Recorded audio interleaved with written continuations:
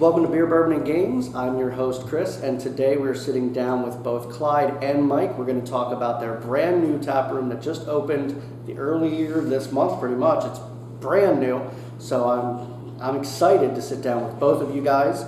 Let's just have you start by just introducing yourselves. I'm Clyde. I'm the owner and brewer here at Compass Mill Tap House.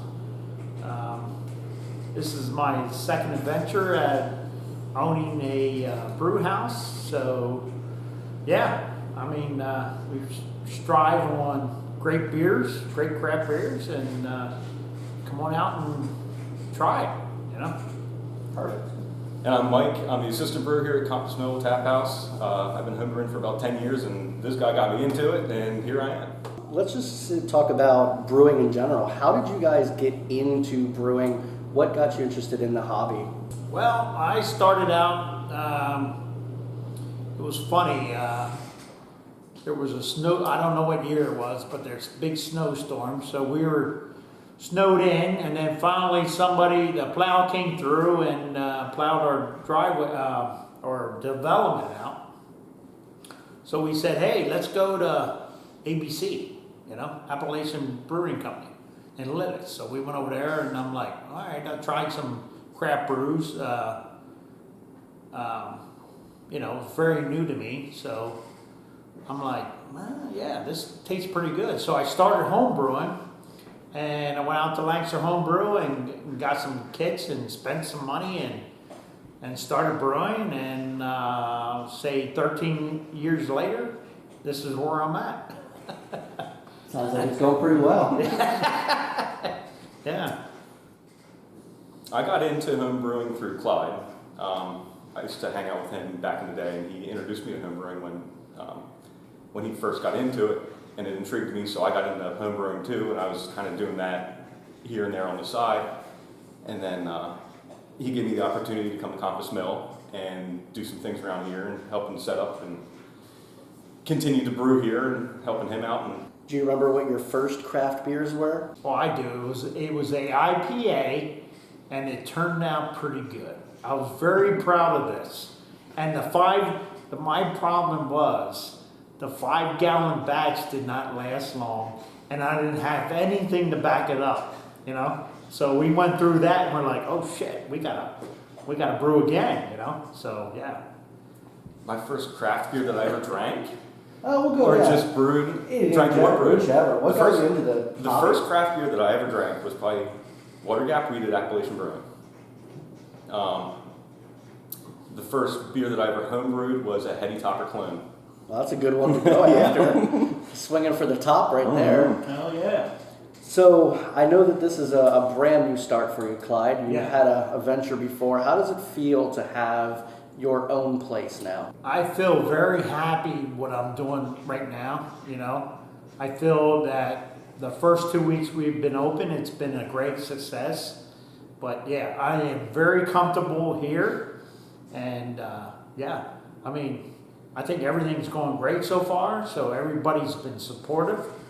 All the neighbors around here in Lititz, they've been great. And they come in and say, hey, congratulations, glad you're here and everything, so yeah, the family's behind me. I got a lot of friends and family support, so I'm very grateful for that. So what made you decide that you actually wanted to brew professionally? What took it from a hobby to this is what you want to do for a career? Well, I drove truck for Air Products for 25 years, got to know home brewing, got to know Mark Garber from Lancaster Homebrew, and so we decided, after home brewing, I did enter, few competitions and didn't do good, so I kept on plugging away, and then finally I won some awards, did very good in, competitions. So he asked me to do the beer fest with him. So I started, putting my name out there and brewing beers, and everybody's like, dude, you got great beers, So we started Big Dog Craft Brewing, and it didn't work out for me there. But we still have a great relationship. So I said I wanted to go on my own and concentrate on the beer brewing, you know. I wanted to concentrate on making great beers, you know. So yeah, that's where this happened, and you know, I'm just so grateful for all the support and everything, you know. I know you did use the name Big Dog for a long time. Yeah. Where did the name Compass Mill Tap House come So from? the area here is Compass Mill Complex. So came up, we put it out there, you know, try to get names for this place, but Compass Mill Tap House seemed right. So that's where we came up with Compass Mill Tap House. Right now we have a nice little intimate brewery overall, Yeah. tap room. Yeah. It's really cool. You can see all the fermenters right Yeah. behind you. Yeah. There's no secret as to where things happen. It's right here in this area. Yeah. So what is your vision for the brewery moving forward? I'm really focused on my beers, you know, trying to make it, you know, the beers great craft beer, you know, where people come in and say, dude, you're a small place, but you got great beer, right? So if the opportunity comes to me and says, hey, we gotta, you know, we can expand, I will consider that, but right now, I'm not at that point right now. So right now, I think I have it's a small space, but my focus is on the beer, you know? And so, you know, when people come in and say, hey, you got great craft beer, that, you know, that makes me happy.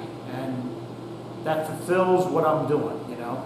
I know a lot of places, especially Mad Chef, there's a lot of brewers that kind of come, they help, and then Yeah. they start their own place. So Yeah. Mike, do you ever have any goals to potentially open your own place in the future? As of right now, I do not. I have a full-time job outside of here, and that takes up enough of my time, so Uh-huh. I help Clyde out whenever I can. Uh-huh. Sometimes I'll leave work and I'll come here half an hour after I leave, and he already is mashed in, or he already has something boiling, and you know, I just come here and help transfer, and sometimes we do it the whole way through. Let's kind of go a little bit nerdy here. Let's describe what you're using equipment-wise. What do we have here in the tap room that people can see kind of right behind you? So we have a stout 4-barrel system. We got HLT tank, mash tun, boil kettle, 4 fermenters. So, and then heat exchanger, whatever, you know, and all the pumps and gadgets that go with it. Yeah. Let's talk a little bit about your brewing philosophy. You said you want to focus on good quality beers. So what does that look like to you? How do you approach making a new brew? How do you come up with the recipes? Yep. Well, it first starts for me from water. Water is so important in brewing beer, you know. If you don't have good water, you cannot brew good beer. So my philosophy, when I start out, it's RO water into my HLT tank. And that's what I use. And then I build my water profile up with calcium chloride, gypsum, you know, to get the pH right. And then it goes from there to quality grains, quality hops that I can buy, you know, wholesale, which, you know, through the distribution, the suppliers and everything, it's, you know, very good quality hops and grain, you know. And then we go from there to yeast, you know, everything's got to be quality.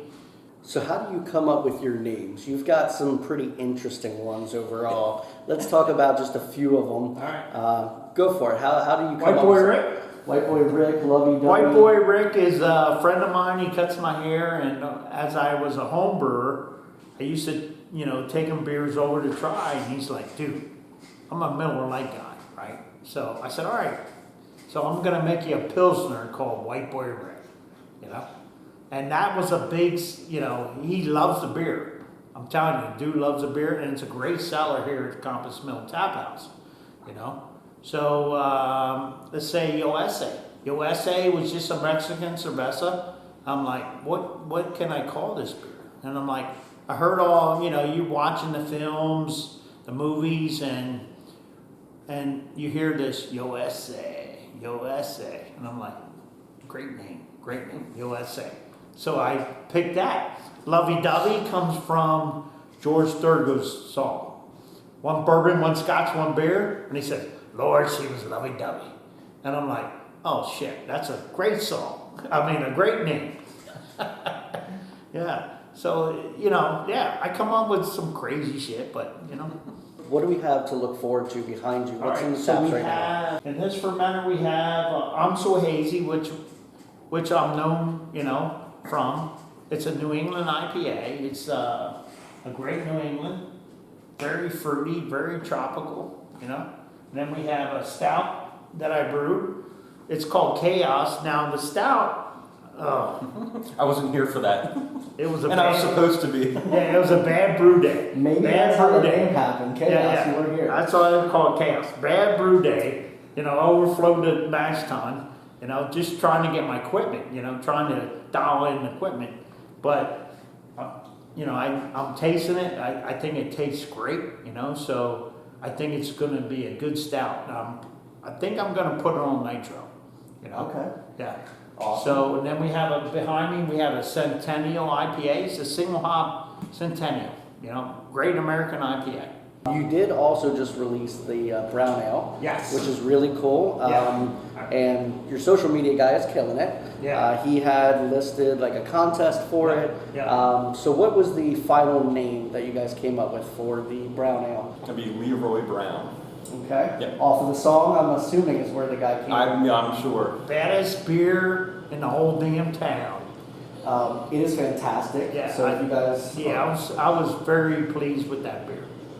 Brown ale is not a style that I typically go after. I like No. all styles, Yeah. but it was actually really, really good. I'm sure you're pretty happy with how it turned out then. I It's love it. I pretty love good. it. I'm drinking it right now. Right here. One of the things I really want to talk about, and it's really cool in this area, is the Lancaster County Brewers Guild. Yeah. Ryan from Poor Man's Brewing, he started that. It's going really well. They just recently launched a Ale Trail passport system. Yeah. Grossly underestimated the demand for that. Each brewery got about 40 passports. Yeah, They've yeah. been sold out everywhere. Yeah. So hopefully they print more. But it's really cool. Right now, I think there's 23 breweries in this little area, just kind of working together, helping each other out. So how does it feel to be in a group like that? And how can you just kind of talk to us a little bit about that? It's great. I mean, to be part of me being, a new guy on the block, so to say. Being part of Brewers Guild and everybody, all the local brewers welcome me and give me support to open up, and they come here and check out the place and everything, and yeah, it's great. I love the local brewers. Well, let's say someone does want to come here. What are your hours? What can someone expect? Tuesday through Thursday, 4 to 9. Friday and Saturday, 11 to 10. Sunday, 11 to, we'll wing it there. Let's talk about just kind of like hops and beer in general. What are your favorite styles to brew, favorite hops? I really liked Chinook back in the day, and now it's probably leaning more toward like Citra, but Okay. Citra is like such a, everybody likes Citra. Yeah. Or most everybody likes Citra. Yeah. It's a common name, everybody knows it. Citra is very popular. I Yeah. know Ryan at Warwick Farm, that's his favorite. Yeah, oh yeah. But I mean, it's versatile. Yeah. It's got good flavors with both, the aroma and the flavor characters. So it's not a bad one to pick. I know Chinook's my favorite. I love doing New Englands. I don't know about anybody else, but I love doing New Englands, and I think I do a very good New England. But I love Citra, Zacca, Mosaic, Simcoe, Equinox, and that's all like, and the boil, just throw it in there, let it whirlpool, let it soak up the flavor, and then dry hop it. But I have a special ingredient, Okay. yeast, that I use. So I cannot disclose that right now. Okay. Yeah. Completely secret. Yeah, Won't say completely anything. secret, yeah. It's locked in a vault. Yeah, and a volcano. But that's what I use on my IPAs, yeah. Okay. My New Englands. This is kind of a newer question that I had, but some people are doing pretty well with it. Who would you say is who's your biggest influence in the beer industry? Since I started, right? So I started as a home brewer, and that I would say Mark Garber from Lancaster Homebrew helped me out a lot. He really did. Mad Chef, Francisco from Mad Chef, he helped me out a lot. He judged my beers and he gave me criticism, on the beers, but I learned from that, and I took my beers to the next level on that criticism, But those two guys, I think, Mark Garber and Francisco Mad Chef, I think they were great influence on my, brewing beer and, growing in the beer industry. Yeah. Okay, what about you? I think Clyde was my biggest influence. He's the one that got me into home brewing. Sorry. He's the one that got me into home brewing, and then once this took off, he's still a big influence because he's the one that got me into it. I haven't reached out to a lot of the big name people, Francisco. I know Ryan Poor Man's. Never really got to that level where I was entering competition. I entered one competition at Poor Man's with a strawberry sour I did. And that was the first and only competition I ever entered. And then that was actually the last thing that I homebrewed, which was probably maybe 3 years ago, if I had to guess. There's a lot of local breweries here, but it doesn't seem to matter how many there are. Everyone has their own little niche.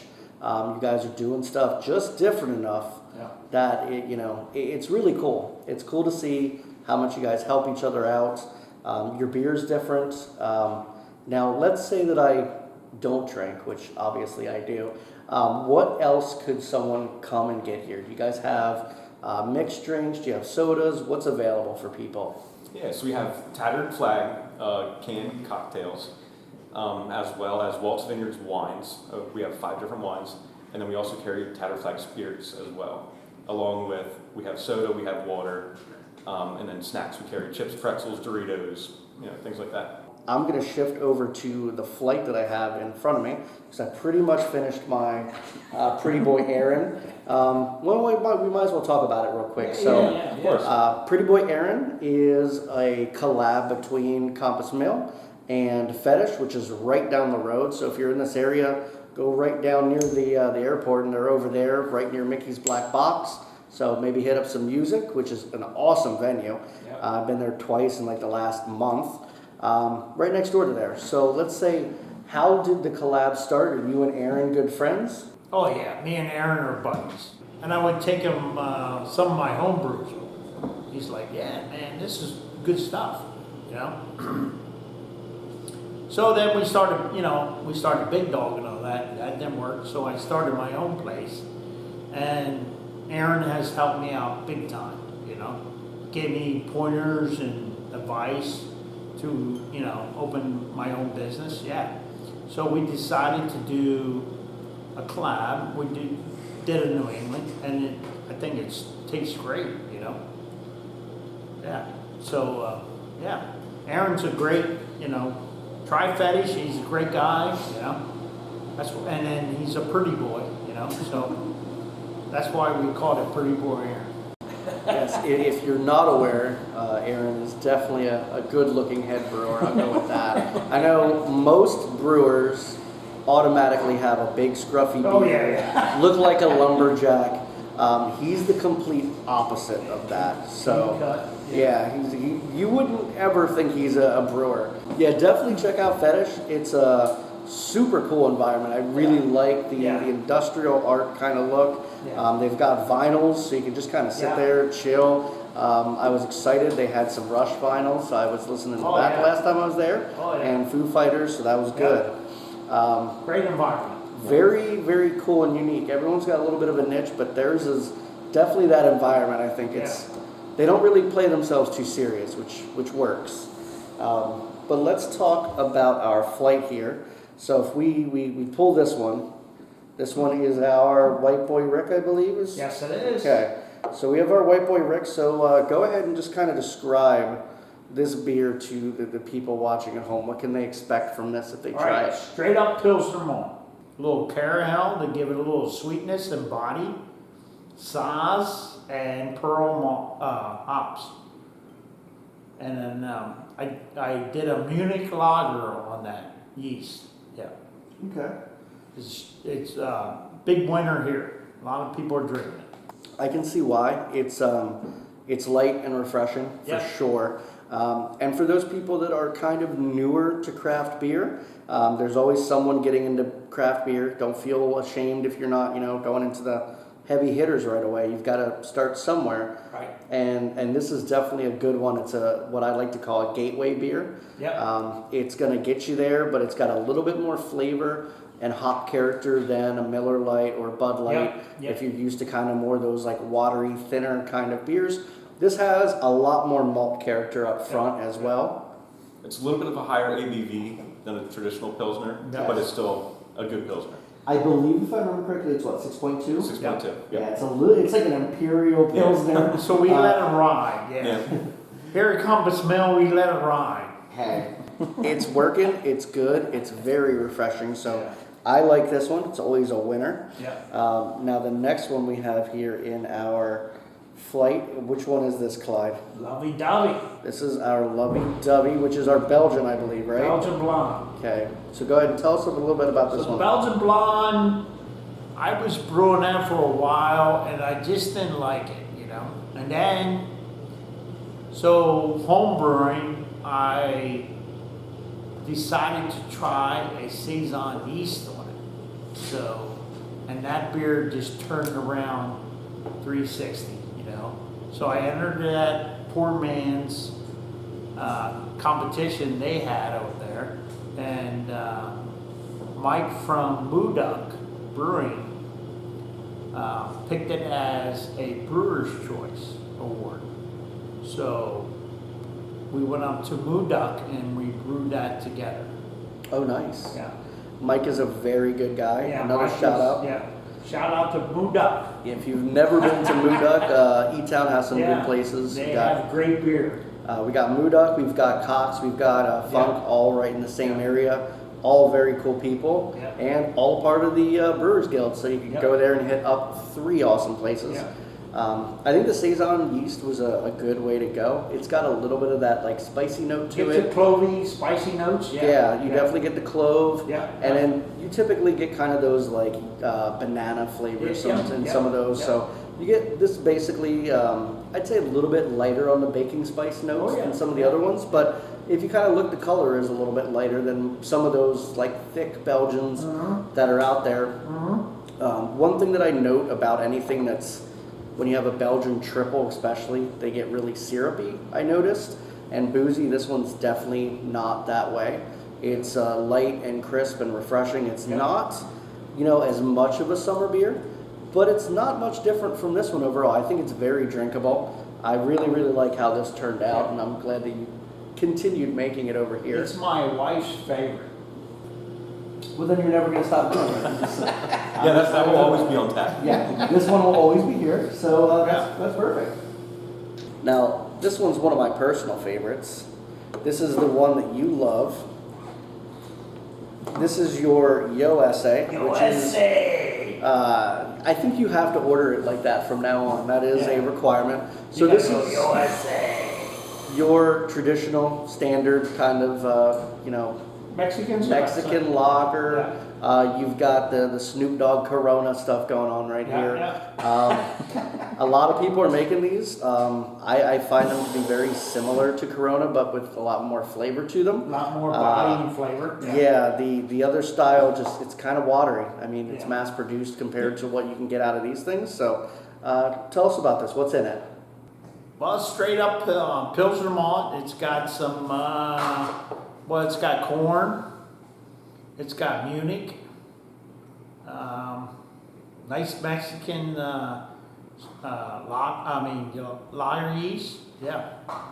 So is that different from a normal yeast? And you said Mexican lager yeast. Is that? Yeah. So. Well, It's basically like a regular lager yeast, but it's, it's a Mexican lager yeast. Okay. Our off-screen person just gave us a refill here. So what are you guys drinking then? We've got, I believe the last one. So we've got, is that White Boy Rick? This is the USA. USA, okay, without the lime. And you've got... Well, there's lime. I just... Oh, you threw it in there? Yeah, I threw it in there. Your hand's in the way. I'm drinking Leroy Brown. Leroy Brown. So we'll... Baddest beer in town. We'll go to that one next. So we've got this is a great brown ale. So what's in this one? You got chocolate malt? Chocolate, Crystal 80, Crystal 60, black barley, chocolate malt, yeah. Straight up Pilsner. And how long did you let something like this ferment? So that ferments in like 2 weeks. Oh, wow. Yeah. Seems really quick. It's thick. Yeah. It's definitely not watery. That's one of the things I hate. This is There's the a lot of stouts. first brown ale I ever did. Okay. Well, I think it turned out well. Mm-hmm. The chocolate notes are really good in this. Mm-hmm. It shines, honestly. So if you're not used to brown ales, and I recommend. This is a big winner here. Yeah, I can see why. I think this might become a flagship for you. I know right now you've got the 6 beers on tap. What is the goal going forward? Are you looking to have 12? Looking to have 12 with a cider and I want to do a sour with my buddy Tony Morrell, if I can put that out there. He's a home brewer, and he does great sours. He was winner of the Lititz Brew Fest. Yeah, home brewer. Well, shout out to him. Hopefully we make that happen. Yeah. The last one we have is our pretty boy Aaron. So fantastic beer. This is your New England, That's which you like making. So what's in this one? It's straight up Pilsner, oats, white wheat. We put a new hop in there, Tellus, I think it's called, Tellus. Okay. It's not one I've heard of. And then we did Mosaic, Citra, Simcoe, Equinot. Okay. Well, that explains the extreme tropical note that I'm getting here. Yeah. Now, did you do all those in Whirlpool? Did you dry hop any at all? All in Whirlpool. Okay. We do not do any boil hops, and then it's dry hop twice. Nice. Yeah. Double dry hop. Well, I'd have to say that this makes a very good flight overall. I'm extremely excited about what's coming up too. I know I've had a few of them from the other place, but if you have not come over to Compass Mill yet, definitely come over. Say hi to Clyde. He's always here. Mike might be here working behind the bar. Depends on, if he's working his other job or not. Clyde, do you have anything else you want to tell the people watching at home?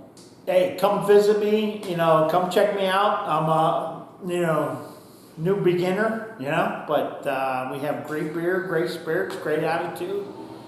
Great atmosphere. Yeah. We have great attitude too. Oh, yeah. I hope so. Yeah. I would say if anyone... all the people have visited me so far. I love you.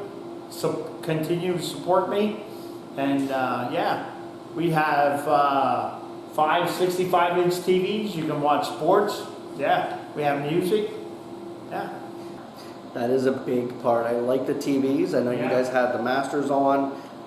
Sports is a big thing. Yeah. Playoffs are on right now. Just, nice, comfy place to visit.